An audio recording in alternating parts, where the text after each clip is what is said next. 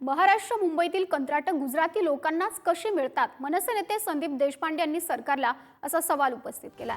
गुजरात दिल्लीच्या कंत्राटदारांना पायघड्या घातल्या जातात असं संदीप देशपांडे यांनी म्हटलंय। गुजराती उत्तर भारतीय कंत्राटदारांसाठी मुंबई महापालिकेत सनी पांडियन नावाचा दलालाला काम करतो असंही देशपांडे यांनी म्हटलेलं आहे। पालिकेमध्ये एक सर्वात मोठा दलाल तयार झालेला आहे जो या सगळ्या गोष्टी मॅनेज करतो।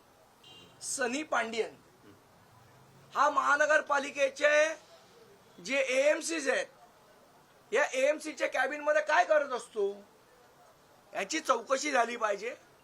मला असं वाटतं या पद्धतीचा हा या 3 वर्षातला सर्वात मोठा असा घोटाळा आहे। ज्या पद्धतीने कंत्राटदार संगनमत करतायत आणि महापालिकेतले सर्वात वरिष्ठ अधिकारी त्यांना सपोर्ट करतायत। इथला जो माणूस आहे त्याला मुंबईतल्या ज्या कंपन्या आहेत त्यांना काम न देता दिल्ली आणि गुजरातच्या कंपन्यांना बोलवून इथे लाल पायघड्या त्यांना घातल्या जात आहेत।